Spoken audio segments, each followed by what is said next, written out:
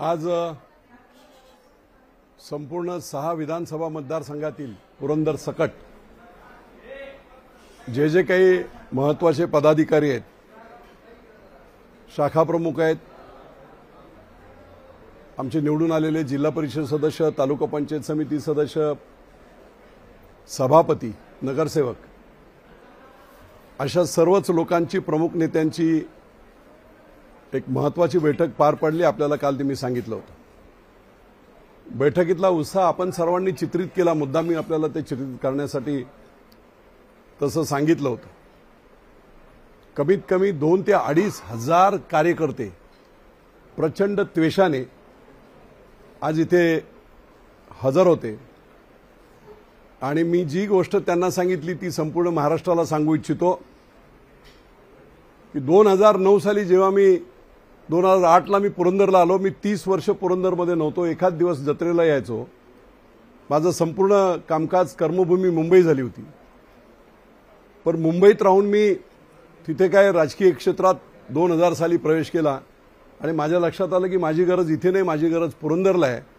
माझा पुरंदर पूर्ण दुष्काळी, रस्ते धड नाहीत, पाणी नाही आहे, लोकांचे हाल आहेत आणि माझी गरज इथे आहे। आणि म्हणून मी त्वेषाने, निष्ठेने, एक प्रामाणिकतेने विचार करून की या जनतेच्या आयुष्यात 4 दिवस सुखाचे आणण्यासाठी सगळ्यात महत्त्वाचं काय असेल तर ते राजकारणात आपल्याला निर्णय प्रक्रियेत आलं पाहिजे आणि म्हणून मी आमदारकीची निवडणूक लढण्यासाठी इथे आलो।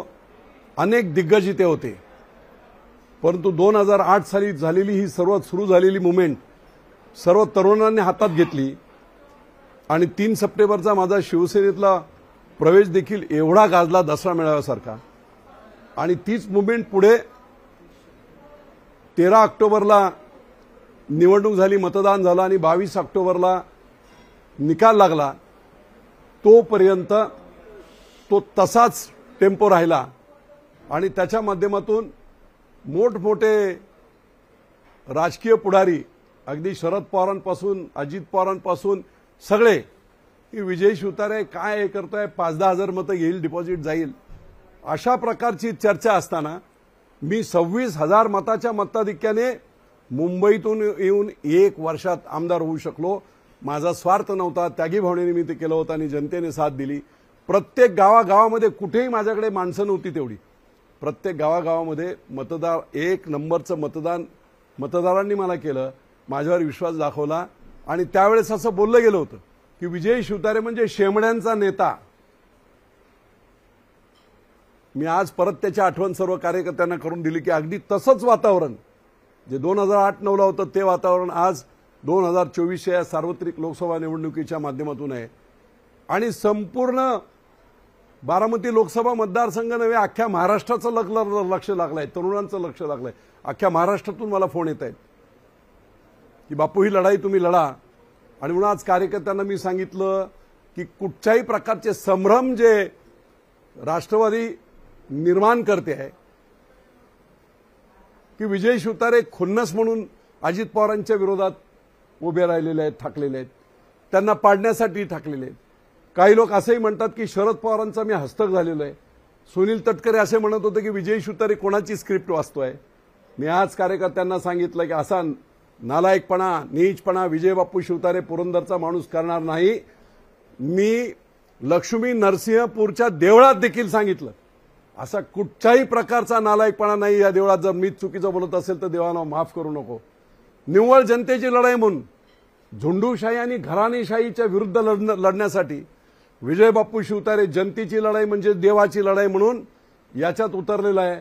आणि मग देवाला काल मी सांगितलं होतं, तू आशीर्वाद दे, जनतारूपी लोकांचं मतदान होऊ दे। आणि महाराष्ट्रामध्ये जो राजकीय चिखल झालेला आहे, कोणी कुठे जातोय, कोणी काय करतोय, या बाबतीमध्ये एक नवीन आशा सर्व लोकांच्या मनामध्ये, सामान्यांच्या मनामध्ये झाली आहे, ती मी पाहतोय, माझा फोन येत आहे। एक नवीन पर्याय, एक नवीन पर्व विजय शिवतारेंचं नव्हे, सर्वसामान्यांचं सुरू करण्यासाठी आपण ही लढाई लढतोय।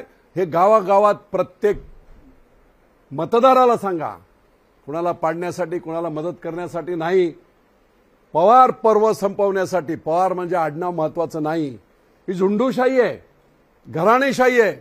40-40 वर्ष आम्ही यांना का मतदान करायचं हा प्रश्न इतर मतदारसंघातील सर्व लोक आज विचारतायत. मी जेव्हा त्यांना जागे केलं तेव्हा कशासाठी मतदान करायचं, आम्ही काय मामाईन मिळत शरद पवारांनी दिलं, आम्हाला काय दिलं अजित पवारांनी, उलट प्रचंड अत्याचार केले. पुणे जिल्ह्यामध्ये पवार सोडून दुसरा कोणी निर्माण झाला नाही पाहिजे, मोठा झाला नाही पाहिजे, सगळ्यांचे पाय कापण्याचे प्रयत्न त्यांनी केले आहेत. मग ते भोर असो पुरंदर असो, एवढे डिटेल मी तुम्हाला आता सांगणार नाही. 1 तारखेला आमची पहिली मुवमेंट ही आहे की ही लढाई आम्ही जिंकण्यासाठीच लढतोय.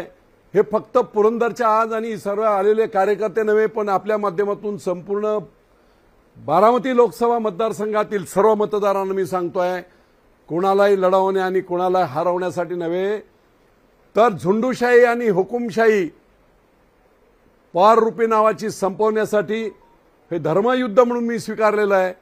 आणि म्हणून कोणी मनात शंका ठेवू नका. मी काल निमगाव केतकीला गेलो होतो. 21 गावांचा मोठा बाजार आहे, 12,000 लोकसंख्येचं गाव आहे. आणि बाजारात मी पाहिलं, रे बाप्पाले प्रचंड क्रेज आहे लोकांमध्ये. पण हळूहळू एक जण मला जवळजवळ 27-28 लोक मला भेटले. जवळ यायचं, काय बापू माघार घेऊ नका बरं का, माघार घेऊ नका. एवढी भीती यांची आहे की मी माघार घेऊ नका हे सांगताना सुद्धा कानात माझ्या सांगतायत. पण शीतावरून भाताची परीक्षा, सर्वसामान्य माणूस किती पेटून उठलाय या प्रस्थापितांच्या विरुद्ध, त्याचं हे उदाहरण आहे. आणि म्हणून मी सर्व जनतेला या माध्यमातून सांगू इच्छितो, संपूर्ण इंदापूर असेल, भोर असेल, पुरंदर असेल, खडकवासला असेल, करकवासला असेल, सर्वांना मी सांगू इच्छितो, ही निवडणूक मी लढणार. मला जनतेचा आशीर्वाद असेल, काय आणखी काही छोटे आशीर्वाद असतील, जे असतील ते, ज्यांना जे काम, शेवटी नेते जरी माणसंच आहेत ना, त्यांना न्याय अन्याय करतोय ना, आम्हाला करता येत नाही, पण एक माणूस जर उभा ठाकलाय तर त्याला मदत केली पाहिजे, एवढी भावना तर सद्विक बुद्धी प्रत्येकाच्या मनात येईल. आणि मला खात्री आहे, नेत्यांपासून सर्वपक्षीय नेते, मी तुम्हाला सांगतो, सर्वपक्षीय कार्यकर्ते, मी गेले 10 दिवस पाहतोय, राष्ट्रवादीचे निवडून आलेले नगरसेवक, राष्ट्रवादीचे जिल्हा परिषद सदस्य माझ्याशी संपर्कात थांबवलं पाहिजे. आम्ही त्यांना मोठं करायचं आणि यांनी आमच्यावर डोळे वटारायचे, संपलं पाहिजे. ही भूमिका सर्वपक्षीय आहे. भाजपच्या लोकांना आज मला जे माहीत पडलं ते आपल्याला सांगतोय. प्रत्येक ठिकाणी स्थानिक स्वराज्य संस्था एकत्र होणार नाहीत. आणि म्हणून काही भाजपच्या नगरसेवकांनी मला सांगितलं की बाप्पा आम्ही काय करायचं, आता निवडणूक असेल 5-6 महिन्यामध्ये, आणि मग हे अजित पवारचं घड्याळ जर आम्ही घेऊन गेलो, घरात पोहोचवलं, उद्या एकत्र होणार नाही आणि एकत्र निवडणूक नाही झाली तर कमळाच्या विरुद्ध प्रचार करायला अजित पवार ताकद द्यायला याच लोकांना इथे येईल, आमची अवस्था काय होईल. हा संभ्रम सगळ्यांना आहे. कारण अजित पवारांचं राजकारण इतकं स्वार्थी राजकारण आहे. महाविकास आघाडीच्या दरम्यान आम्ही बाहेर पडलो, त्याचंही मेन कारण तेच होतं की अन्याय अत्याचार होते. अहो एवढंच काय, विधानसभेमध्ये माननीय मुख्यमंत्री एकनाथराव शिंदे यांनी विधानसभेचं पहिल्या भाषणात सांगितलं, अजित दादा तुम्ही दादागिरी करून, मी नगर विकास खात्याचा मंत्री होतो, माझ्या 800 कोटी तुम्ही घेऊन गेला, बोललो का तुम्हाला मी काही. ही जी मानसिकता, ही प्रवृत्ती आहे, ही संपवण्यासाठी आपल्याला काम करायला पाहिजे. आणि म्हणून कार्यकर्त्यांना मी आता तसं सांगितलं. आमची पुढची स्टेप काय आहे त्या सांगतो, जास्त डिटेल सांगत नाही. 1 तारखेला पालखी तळावर, माऊलींच्या पालखी तळावर जशी माझी पहिली सभा उद्धवसाहेब ठाकरेंच्या उपस्थितीत झाली होती, आज कोणी नाहीये, द्रोणाचार्य आहेत, आशीर्वाद देणारे लोक आहेत, जनसामान्यांची लढाई आहे, पवार नावाच्या प्रवृत्तीच्या विरुद्ध जनसामान्यांची लढाई आहे. त्या स्टेजवर जनसामान्य असतील आणि 1 तारखेला पालखी तळावर हे बिगुल आम्ही फुंकू. 1 तारखेला कमीत कमी 50-60 हजाराची मॅसिव्ह सभा तिथे होईल आणि तिथे खऱ्या अर्थाने बिगुल फुंकलं जाईल. त्याच्यानंतर माझी ओळखपत्र वगैरे जी असतील ती सगळी ओळखपत्र गावागावामध्ये, मला न काल मी एका गावाचं नाव घेत नाही कारण त्यांना त्रास होईल, इंदापूरमधल्या एका गावात गेलो होतो, 100-150 सर्व वरिष्ठ वगैरे, उन्हाचा हे होता, महादेवाच्या मंदिरात बसलो आणि सांगितलं त्यांनी की बापू काय, तर म्हणे बापू तुम्ही आमच्याकडे आला नसता तरीही मी बोलल्यानंतर आमचा निर्णय पक्का होता की ही नामी संधी आहे, अत्याचार अन्याय आम्ही सहन केलेले आहेत, मग त्यांच्या नेत्यांवर केले आहेत, आमच्यावर केलेले आहेत. आम्ही संधी सोडणार नाही. तुम्ही आला नसता तरी आम्ही तुम्हाला मतदान करण्याचा तिसरा पर्याय. ना सुनेत्राताईंना मतदान, ना सुप्रियाताईंना मतदान. तिसरा पर्याय जनसामान्यांचा म्हणून आपल्याला मतदान करण्याचं आम्ही ठरवलंच होतं. आणि म्हणून ही निवडणूक, ही 1 तारखेची सभा झाल्यानंतर 5 बाकीच्या विधानसभा मतदारसंघामध्ये लोकांना आव्हान करून या दिवशी मी तिथे येणार आहे. आपण आपलं माझं मनोगत ऐकायला या, असे आव्हान मी करणार आहे. माझ्याकडे काही यंत्रणा नाही, माझ्याकडे काही मोठा पक्ष नाही, माझ्याकडे बूथ कमिटीचे लोक नाहीत. माझ्याकडे कोण आहे तर सामान्य जनता आहे. त्या सामान्य जनतेला आव्हान करून 5ही मतदारसंघामध्ये अतिशय प्रभावी अशा सभा या घेतल्या जातील, ज्याच्या माध्यमातून सभा होतील आणि सभेच्या माध्यमातून त्या त्या ठिकाणचे लोकल प्रश्न मांडून निश्चितपणे जनजागृती करण्याचा प्रयत्न मी करणार आहे. 12 तारखेला 12 वाजता मी फॉर्म भरणार आहे आणि या ज्या काय पाशवी शक्ती आहेत त्यांचे 12 वाजवणार आहे. 12 तारखेला फॉर्म भरणे, पुढची प्रोसेस सुरू होईल. ज्या दिवशी चिन्ह मिळेल ते चिन्ह मिळाल्यानंतर मग ते पोचवण्याची संपूर्ण यंत्रणा आम्ही राबवू आणि फक्त रोड शो होतील. आता इतक्या मोठ्या मतदारसंघात काय होणार? संपूर्ण मतदारसंघामध्ये रोड शो करत लोकांचे दर्शन आणि आशीर्वाद घेत ही निवडणूक याची सांगता ही निश्चितपणे त्या दिवशी, निवडणुकीच्या दिवशी 7 मेला होईल. 4 जूनला जनशक्ती काय असते, लोकांच्या भावना काय असतात, लोक दबून असतात तुमच्या सत्तेला, तुमच्या दहशतीला. आणि म्हणून ही दहशत मोडली पाहिजे. मी तुम्हाला आणखी आज एक कन्सेप्ट संपूर्ण महाराष्ट्राला सांगू इच्छितो.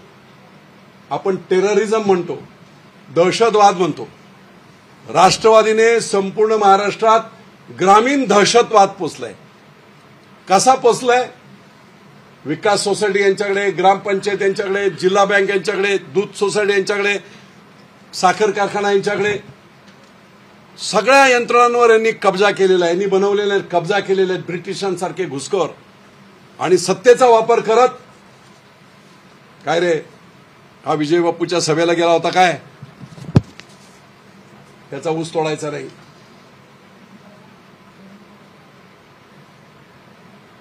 हा जरा आजूबाजूला बोलतो, बघतो काय, भाजपचं काम करतो काय, याला विकास सोसायटीतून कर्ज नाही द्यायचं, याला गायीसाठी कर्ज नाही द्यायचं, कोठ्यासाठी कर्ज नाही द्यायचं, कुठच्याही शासकीय योजना आहे त्याला कर्ज नाही द्यायच्या.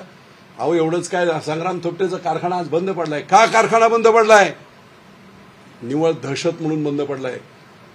तिकडे पवारांचा कारखाना शिरूरला का बंद झालाय? पवार फक्त अजित पवारवाले नाही म्हणून बंद झालाय.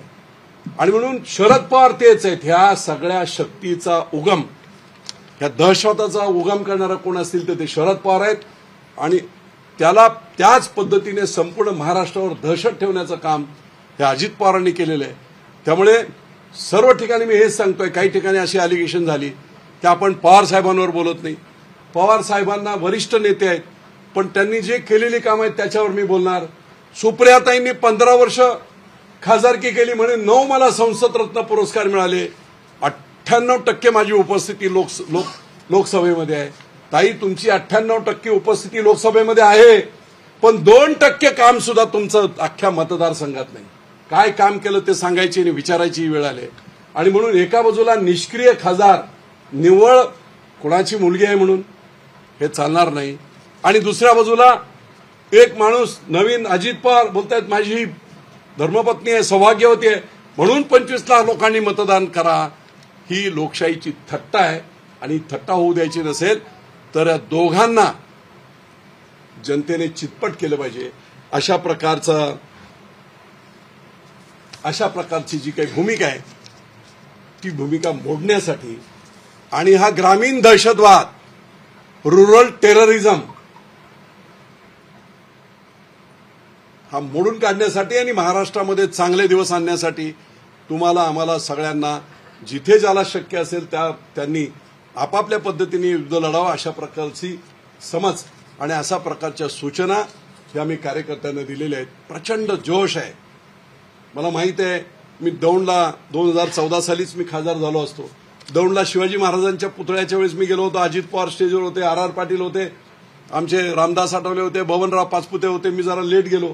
विजय शिवतारे आल्या म्हटल्यानंतर संपूर्ण पब्लिकने जो उठाव केला, शिट्ट्या वगैरे, इतकं प्रेम त्या दौंडमध्ये सुद्धा आहे.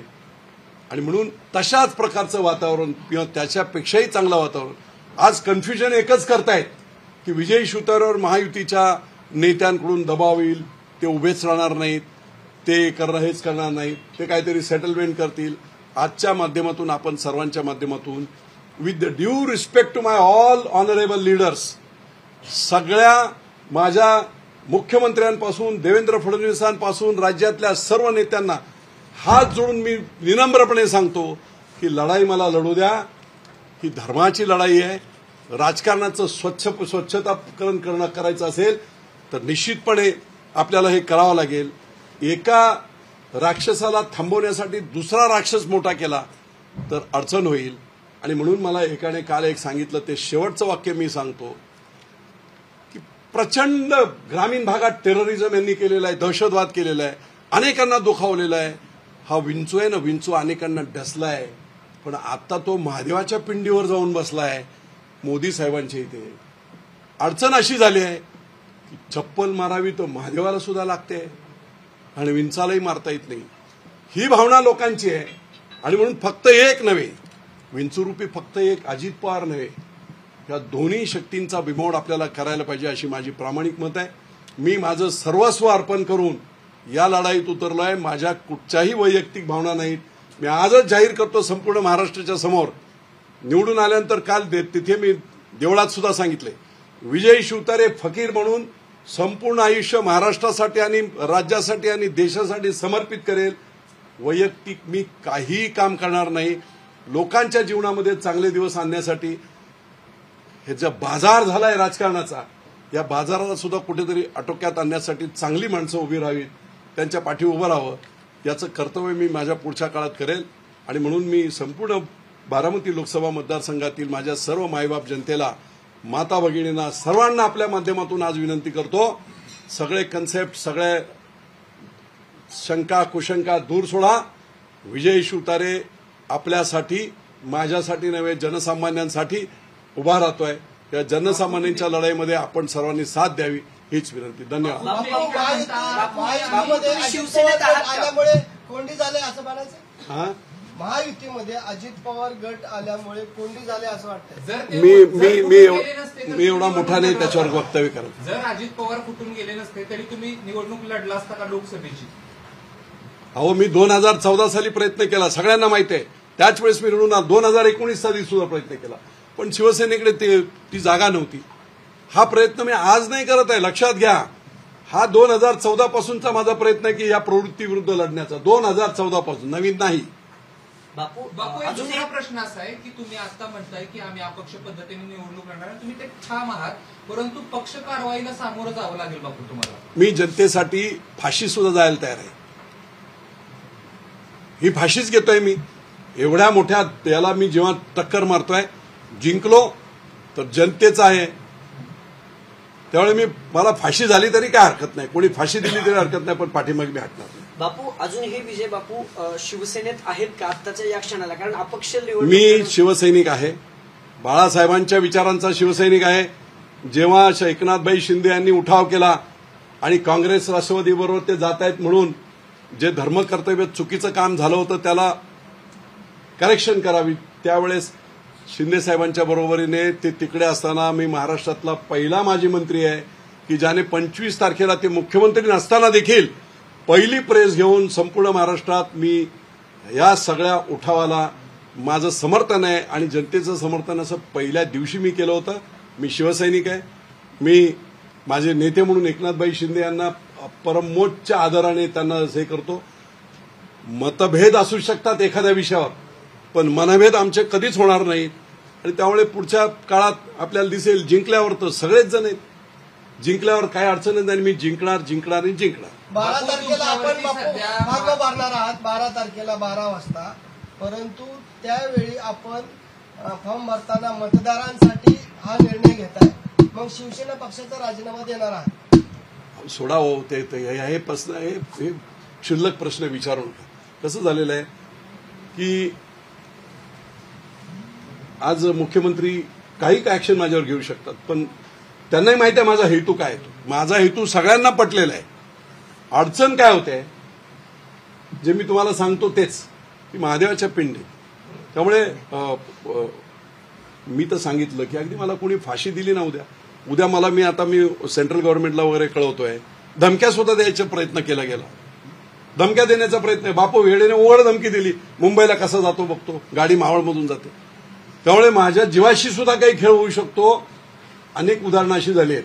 सोलापूरला मला वाटते सिद्धरामप्पा मेत्रे आणि ही लढाई जेव्हा सुरू होती त्याच्यात गोळीबार झाला होता. मला भीती आहे. भीती म्हणजे मी भीत नाही, पण काही मोठे गुंड सुद्धा वेगळ्या पद्धतीने गोड पद्धतीने मला संपर्कात येऊन बापू जरा विचार करा काय मोठे गुंड. आता गुंड मला कशाला बोलले, योग्य वेळेस त्याची सगळी माहिती जी आहे ती मी देईल. माझ्या कार्यकर्त्यांना सुद्धा धमक्या दिल्या गेल्या. प्रख्यात महाराष्ट्रातले जे गुंड आहेत मुंबई वगैरेचे, अशा लोकांनी काही प्रमुख लोकांना फोन करून की बाबा हे करू नका, असं करू नका. जेव्हा त्यांनी अगदी ठाम सांगितलं की नाही आम्ही बापूंचे आहोत, काही झालं तरी हरकत नाही, मरायला आम्ही तयार आहोत पण आम्ही हटणार नाही, त्यावेळेस त्यांनी आज सांगितलं बा ठीक आहे तुमचं तुम्ही करा.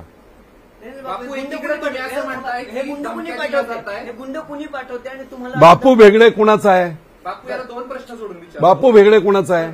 पण तुम्ही म्हणतात की महाराष्ट्रातल्या नामचीन गुंडांकडून तुम्हाला मी ते सांगणार नाही. योग्य ठिकाणी प्रशासनाला मी सांगेल. सुप्रिया सुळे देखील असंच म्हणतायत धमकावलं जातंय, तुम्ही देखील असंच म्हणताय की धमकावलं जातंय, नेमकं धमकावतोय कोण? आता बारामतीमध्ये युगेंद्र पवारांना थांबवायला विजय शिवतारे नव्हता तिथे. युगेंद्र पवारांना थांबवायला जे काही लोक गेले होते ते कोण होते, कशाला पाहिजे, सगळ्यांना माहिती आहे. ते आता ते माझ्या तोंडातून कशाला वधवून घेत आहे. बापू दुसरीकडे सध्या परिस्थितीमध्ये तुम्ही अपक्षाचा झेंडा आहे तो फडकवलेला आहे, तुम्ही ठाम आहात, परंतु महायुतीकडून तुमचे माघार घ्यावी अशी जी आहे ती भूमिका सातत्याने मांडली. त्यांनी त्यांना काय सांगू इच्छिता? काल तुम्ही मी आत्ता सांगितलं, मी आता एकच मिनिटापूर्वी मी आत्ता 1 मिनिटापूर्वी सांगितलं. तुमचं उत्तर मी अगोदरच दिलेलं आहे. महाराष्ट्रातल्या माझ्या सगळ्या महायुतीच्या महानुभव अतिशय मोठ्या नेत्यांना हात जोडून माझी विनंती आहे, माझ्यावर राग धरू नका. ही धर्माची लढाई आहे, तुम्हालाही पटतंय, पण महायुती धर्म करून मी ते परत सांगितलं की ही जी ग्रामीण भागात असलेली दहशत आहे ही मोडली पाहिजे, झुंडूशाही मोडली पाहिजे, घराणीशाही मोडली पाहिजे. आदरणीय पंतप्रधान बोलतायत, मी काय करतोय वेगळा. आणि म्हणून त्या सर्व नेत्यांना माझी हात जोडून विनंती आहे, मला आशीर्वाद द्या. उलट महायुतीला बापू आपण महत्वाचे महायुतीचे सदस्य आहात, परंतु पंतप्रधान नरेंद्र मोदी अमित शहा यांना 400च्या पुढे जागा आणायच्यात. जर याकरिता स्वतः अमित भाईंनी आपल्याला कपोल एक मिनिट संपर्क साधला आणि त्यांनी जर आपली समजूत काढायचा प्रयत्न केला तर आपण ऐकणार का? एक लक्षात घ्या, ही सगळी मोठी मंडळी आहेत. माझी लढाई जी मी लढतोय त्या लढाईमध्ये त्यांनी विचार केलेला आहे की कुठेतरी एकाला थांबवायचं आणि एकाला बरोबर घ्यायचं. हे जे गणित आहे, उद्या दोघे जर उडत असतील जनशक्तीच्या पुढे, कुणाला नको आहे? मला नाही वाटत की त्याच्यामध्ये काय अडचणी येईल. म्हणून मी बोलतो की सगळ्या नेत्यांनी मला मनोमन आशीर्वाद द्यावा. डायरेक्ट कुणी देऊ शकत नाही, पण मनोमन आशीर्वाद द्यावा की बापू तुमची लढाई खरोखर धर्माची लढाई आहे आणि या लढाईमध्ये डायरेक्ट अप्रत्यक्षपणे मला शक्ती मिळावी अशी मला आशीर्वाद द्यावा. बापू तुम्ही आता बोलताना म्हणालात की साही मतदारसंघातले लोक तुमच्यासोबत आहेत, साही मतदारसंघातले नेते एन पद्धतीने तुम्हाला संपर्क करतात. कुठले नेते आहेत तुम्ही नाव सांगू इच्छिता? बिलकुल कुठचेही नेते नाहीत.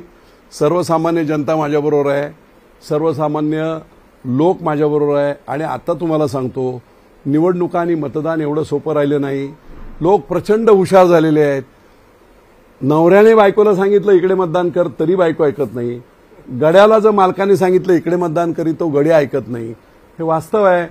लोकांपर्यंत फक्त ही भावना पोचणे. आणि म्हणून मागाशी मी माझ्या बैठकीमध्ये सुद्धा मीडियाचं मनापासून अभिनंदन केलं की लोकशाहीतला चौथा खांब म्हणजे मीडिया, प्रिंट मीडिया असेल, इलेक्ट्रॉनिक मीडिया असेल, या मीडियाने ही लढाई इतकी उचलून धरली आहे. त्यामुळे मी माझ्या सर्व कार्यकर्त्यांच्या समोर आणि संपूर्ण महाराष्ट्राच्या समोर नतमस्तक होत या मीडियाला धन्यवाद देतो की खरं धर्माचं काम, लोकशाहीतल्या चौथ्या खांबाचं काम आपण करताय. म्हणून मला मनापूर्वक त्यांचं देखील अभिनंदन करायचं. आणि हे हा आशीर्वाद, हा सपोर्ट 4 जूनचा निकाल लागेपर्यंत आपण ठेवावा, एवढी आपल्या सर्वांना मी मनपूर्वक विनंती करतो. बापू, एकीकडे तुम्ही आहेत ती अपक्ष पद्धतीने लढता आहात, परंतु तुम्हाला कुठनं तरी तुम्ही देखील असं म्हणताय की जाहीर भूमिका तुम्ही अजित पवारांच्या विरोधात घेताय. तुम्ही आता मी अजित पवारांच्या विरोधात अजित पवारांच्या- चुकीचं नाही. मी अजित पवारांच्या विरोधात नाही. मी दोन्ही पवारांच्या विरोधात आहे. चुकीचं परसेप्शन व्हायला नको. नाही, पवारांच्या विरोधात घेताय. अजित पवारांचं नाव घेण्यामागचा उद्देश आहे की ते महायुतीसोबत आहेत म्हणून अजित पवारांचं नाव घेतलं. हीच खतखत आहे ती संपूर्ण महायुतीतल्या इतर तुमच्या पक्षाच्या नेत्यांची आहे का? आणि हे जी भूमिका इतर पक्षांचे एक लक्षात घ्या, मी जनरल कॉमेंट करणार नाही. त्याचं कारण असं आहे की ही लढाई संपूर्ण महाराष्ट्रातली वेगळी आहे. देशाचं संपूर्ण लक्ष लागलेलं आहे. 50 वर्ष इथून निवडून यायचं आणि राज्याला आणि देशाला वेठीस धरायचं, हे काम आणि हे पाप यांनी केलंय. हे पाप सुद्धा आम्ही मतदान करून यांना मोठं केलंय. या पापाचं परिमार्जन सुद्धा बारामती लोकसभा मतदारसंघातील जनतेनेच करायचं आहे. हे उघडपणे मी सांगतोय. बापू, तुम्ही 1 तारखेपासून सभा घेत आहेत. खरं तर यंत्रणा तुमच्याकडे नाही तुम्ही म्हणाले, पण महाराष्ट्र माझ्याबरोबर सामान्य माणूस आहे, यंत्रणा काय करू शकते हो?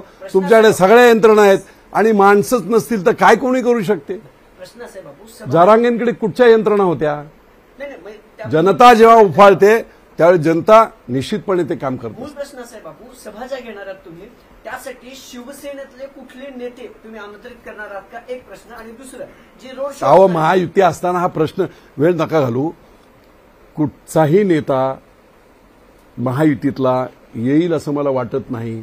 आणि अगदीच एखाद्याने जर या रणसंग्रामात धर्मयुद्धात सामील झालं तर मला आनंदच वाटेल. अनेक नेते असे आहेत, अनेक नेते. मी जेव्हा उपोषण केलं होतं त्यावेळेस कुठचे नेते आले होते? त्या सगळे राजू शेट्टींपासून सदाभाऊ खोतपासून सगळे लोक आले होते. त्यामुळे हा रणसंग्राम अख्ख्या महाराष्ट्राचा आहे. ज्याला जिथे वाटेल निश्चितपणे 1 तारखेला सभा आहे. जर निश्चितपणे कुणी जर एखादा नेता अख्ख्या महाराष्ट्रातून बोलत असेल की मला यायचंय तिथे, आम्ही त्यांचं स्वागत करू. एबीपी माझा, उघडा डोळे बघा नीट.